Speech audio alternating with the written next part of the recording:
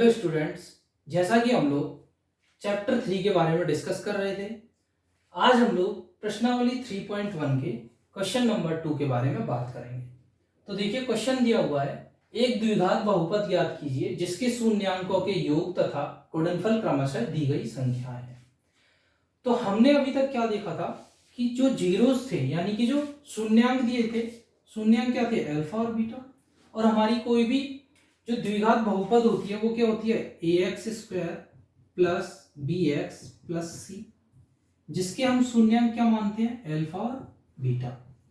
हमने अपनी पिछले वीडियोज में देखा था कि अल्फा और बीटा यानी कि शून्यांक और कोएफिशिएंटों के साथ क्या संबंध होता है इनका।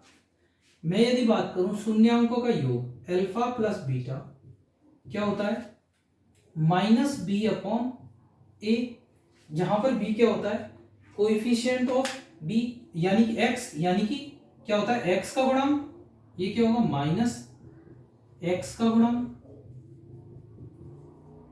अपॉन एक्स स्क्वायर का गुणांक, यानी कि एक्स स्क्वायर का गुणांक होगा। ठीक है, ये हमारा क्या था, शून्यांक और जो गुणांक होते हैं उनके बीच का संबंध था। यहां पे यदि मैं बात करूं इनके गुणनफल की, तो गुणनफल क्या था, सी अपॉन ए, जहां पर सी क्या था, अचर पर, अपॉन एक्स स्क्वायर का गुणा।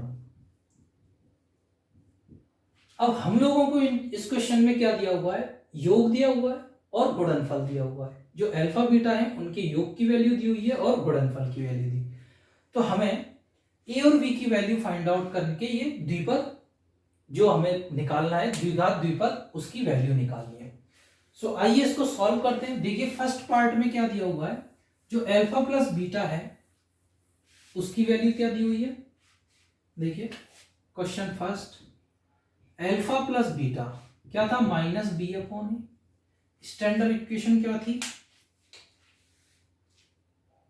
ए X square plus B X plus C, ये हमारी क्या थी, स्टैंडर्ड इक्वेशन थी, मानक समीकरण था। यहां से मैं बोल सकता हूं अल्फा प्लस बीटा सम क्या दिया हुआ है, -3, ये मैं इक्वेशन 1 मान लेता हूं। और इनका गुणनफल क्या दिया हुआ है, अल्फा बीटा, सी अपॉन ए की वैल्यू क्या दी हुई है, 2, ये मैं यहां से इक्वेशन 2 मान। ठीक, अब हम लोग क्या करेंगे, कोई भी ए की वैल्यू मानते हैं, यदि ए बराबर 1 है, यदि ए बराबर 1 हो तो क्या होगा, तो इक्वेशन 1 से क्या होगा, ए की वैल्यू मैं यहां पे पुट कर दूंगा, माइनस बी अपॉन ए की वैल्यू क्या रख दी, 1 बराबर -3। सो बी की वैल्यू क्या आई, माइनस से माइनस कैंसिल, क्या आया, 3। ठीक है, हमारा ए की वैल्यू क्या थी, 1।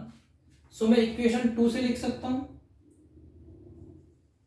इक्वेशन 2 से क्या आएगा, सी अपॉन ए की वैल्यू क्या रख दी, 1 बराबर 2। सो सी की वैल्यू क्या आई, तो सी का मान क्या है, 2।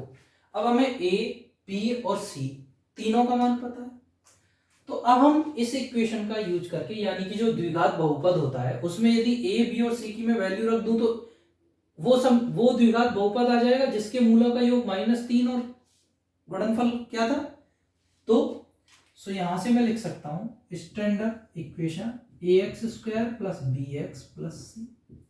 यहां पे मैं क्या करता हूं, ए बी सी की वैल्यू रख देता हूं। ए की वैल्यू क्या है, 1 एक्स स्क्वायर प्लस बी की वैल्यू क्या है, -3 इंटू एक्स, सी की वैल्यू क्या, सॉरी बी की वैल्यू क्या है, +3 और सी की वैल्यू क्या है, 2। सो इसको सॉल्व करूंगा तो क्या आएगा, x square plus 3x plus 2। ठीक है, आया समझ में। देखो आप यहां से इसको क्रॉस चेक भी कर सकते हैं, तो एक बार इसको पहले रिवाइज करते हैं फिर हम इसको क्रॉस चेक करेंगे।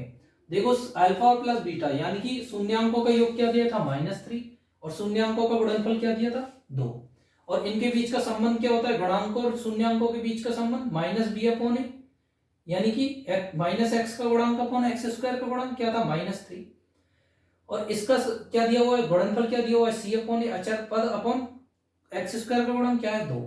सो यहां से हमने माना ए की वैल्यू क्या है, 1। यदि ए की वैल्यू 1 है तो बी की वैल्यू क्या होगी, 3, सी की वैल्यू क्या होगी, 2। यानी कि ए मेरा क्या आया 1, बी क्या है 3 और सी क्या है 2। ये मेरी वैल्यू आ गई। अब ये वैल्यू मैंने क्या की, इस इक्वेशन में पुट की और मेरा बहुपद क्या आया x² + 3x + 2 आया समझ में। अब देखिए इसको क्रॉस चेक करते हैं। क्रॉस चेक के लिए सम क्या होता है -b/a minus B minus into 3/1 क्या आया -3 पद अपन कौन x² का गुणांक क्या है 1, 2/1 क्या है 2। ठीक है, ये आपको समझ में आ गया होगा। अब हम करते हैं इसका सेकंड पार्ट।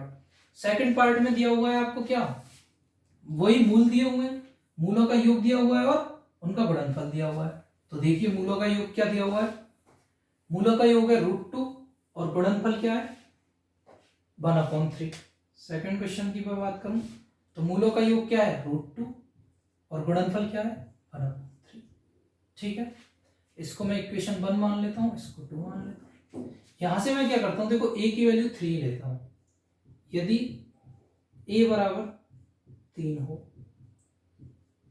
तो एक फ्रॉम इक्वेशन 1 इक्वेशन 2 से क्या आएगा c/3 बराबर 1/3। सो c की वैल्यू क्या आ गई 1। ठीक है, c की वैल्यू 1 आई। अब मैंने a की वैल्यू क्या की, इक्वेशन 1 में पुट कर दी। तो मैं लिख सकता हूं इक्वेशन 1 से क्या आया -b/a की वैल्यू क्या थी 3 बराबर √2। सो b बराबर क्या आया -3√2। ठीक है, मेरी क्या क्या वैल्यू आई, a की वैल्यू क्या थी 3, b की वैल्यू क्या आई -3√2 और c की वैल्यू क्या आई 1। ये सारी वैल्यू मैं इस इक्वेशन में पुट कर दूं। a की वैल्यू क्या थी 3x² प्लस b की वैल्यू क्या है -3√2 इंटू x + 1। सो क्या आया 3x² -3√2x + 1। ठीक है, आया समझ में। क्या किया, मूलों का योग का संबंध लिया, कोफिशिएंट की वैल्यू निकाली, ए बी सी की वैल्यू निकाली, ए बी सी की वैल्यू निकाल के इस द्विपद में वैल्यू रख दी। सो हमारा द्विपद आ गया, क्या आया 3x² -3√2x + 1। तो देखिए क्वेश्चन नंबर 3 भी ऐसे ही है।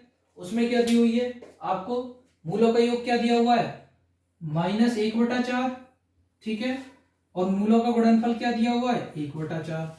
तो मैं वहां से इसकी वैल्यू निकाल सकता हूं। देखिए सॉल्व करते हैं इसको।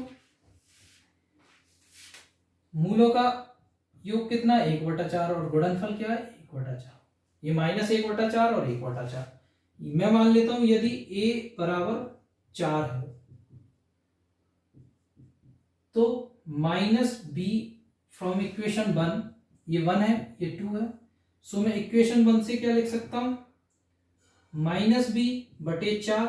a की वैल्यू मैंने 4 रख दी, क्या है -1/4। तो b की वैल्यू क्या है 1। ठीक है, v की वैल्यू क्या है 1। अब मैं इक्वेशन 2 की बात करता हूं। 2 में क्या किया मैंने, a की वैल्यू पुट कर दी। तो c/4 बराबर 1/4। तो c की वैल्यू क्या है मेरी 1। सो यहां से मेरी वैल्यूज आई, देखो a की वैल्यू क्या थी 4, b की वैल्यू क्या आई 1, c की वैल्यू क्या आई 1। ठीक है, ये सारी वैल्यू मैं किस में रखता हूं, इस इक्वेशन में रख देता हूं। a की वैल्यू मैंने पुट की 4 इंटू x² प्लस b की वैल्यू क्या पुट की 1 इंटू x + 1। सो क्या आया यहाँ से 4x² प्लस x + 1। आया समझ में।